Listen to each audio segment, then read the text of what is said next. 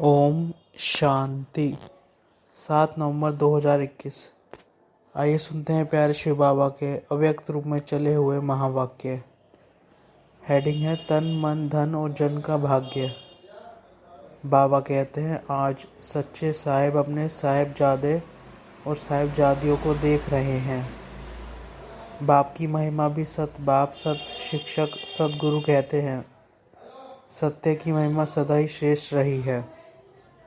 बाबा कहते हैं सच्चे साहिब की सबसे बड़ी पहली विशेषता है वह दाता विधाता वरदाता है।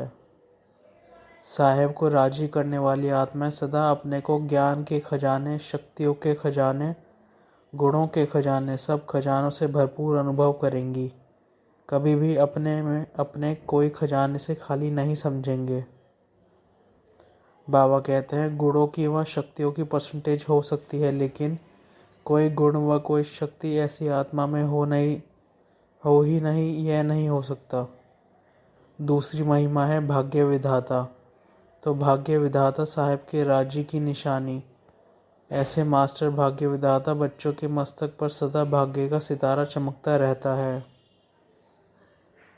बाबा कहते हैं साहिब को राजी करने वाले हर बात में तन मन धन जन चारों रूप से अपना भाग्य अनुभव करेंगे।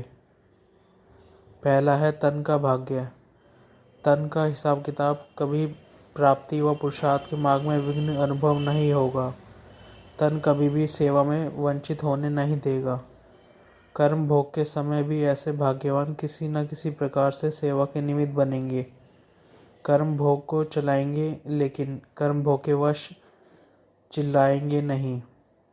बाबा कहते हैं कर्म भोग में चिल्लाना अर्थात कर्म भोग को बार बार वर्णन करना, वो बार बार कर्म भोग की तरफ बुद्धि और समय लगाते रहना। बाबा कहते हैं छोटी सी बात को बड़ा विस्तार करना, इसको कहते हैं चिल्लाना, और बड़ी बात को ज्ञान के सार से समाप्त करना, इसको कहते हैं चलाना। कर्म भोग की कहानी का विस्तार नहीं करो, क्योंकि वर्णन करने से समय और शक्ति उसी तरफ होने के कारण हेल्थ कॉन्शियस हो जाते हैं, सोल कॉन्शियस नहीं। बाबा कहते हैं यह हेल्थ कॉन्शियसनेस रूहानी शक्ति से धीरे धीरे नर्वस बना देती है, इसलिए कभी भी ज़्यादा वर्णन नहीं करो। दूसरा है मन का भाग्य। मन सदा हर्षित रहेगा, क्योंकि भाग्य के प्राप्ति की निशानी हर्षित रहना ही है। जो भरपूर होता है वह सदा ही मन से मुस्कुराता रहता है। मन के भाग्यवान सदा इच्छा मात्र अविद्या की स्थिति वाले होते हैं। मन को बाप के तरफ लगाने में मेहनत नहीं होगी, लेकिन सहज ही मन बाप की मोहब्बत के संसार में रहेगा। एक बाप दूसरा न कोई, इस अनुभूति को मन का भाग्य कहते हैं। तीसरा है धन का भाग्य। ज्ञान धन तो है ही, लेकिन स्थूल धन का भी महत्व है। धन के भाग्य का अर्थ यह नहीं कि ब्राह्मण जीवन में लाखोंपति व करोड़पति बनेंगे, लेकिन धन के भाग्य की निशानी है कि संगम युग पर जितना आप ब्राह्मण आत्माओं को खाने पीने और आराम से रहने के लिए आवश्यकता है, उतना आराम से मिलेगा। तो सच्चे दिल वालों की और सच्चे साहिब के राजी होने की निशानी है भंडारा भी भरपूर, भंडारी भी भरपूर। यह है धन के भाग्य की निशानी। चौथा है जन का भाग्य। जन अर्थात ब्राह्मण परिवार व लौकिक परिवार, लौकिक संबंध में आने वाली आत्माएं व अलौकिक संबंध में आने वाली आत्माएं। जन के भाग्यवान आत्मा को जन द्वारा सदा स्नेह और सहयोग की प्राप्ति होती रहेगी। कम से कम 95% आत्माओं से प्राप्ति का अनुभव अवश्य होगा।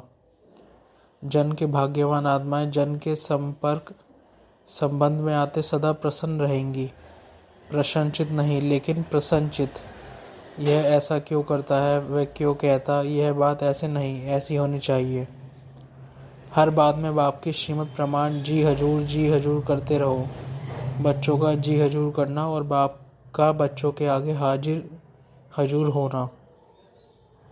बाबा कहते हैं टीचर्स को तो ड्रामा अनुसार बहुत भाग्य मिला हुआ है। सारा दिन सिवाय बाप और सेवा के और कोई काम क्या है, धंधा ही यह है।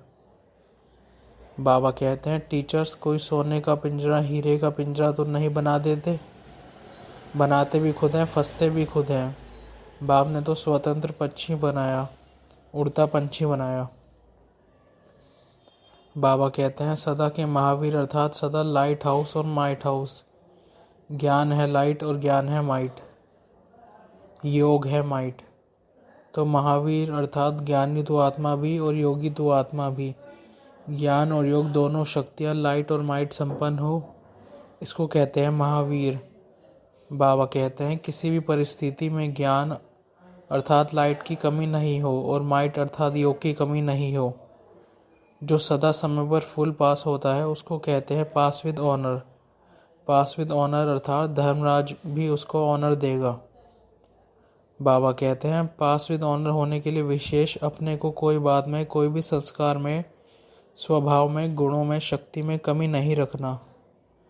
बाबा कहते हैं आत्माओं का घर परमधाम है, लेकिन ब्राह्मणों का घर मधुवन है। वरदान है समाने की शक्ति द्वारा एक मत का वातावरण बनाने वाले दृष्टांत रूप भव।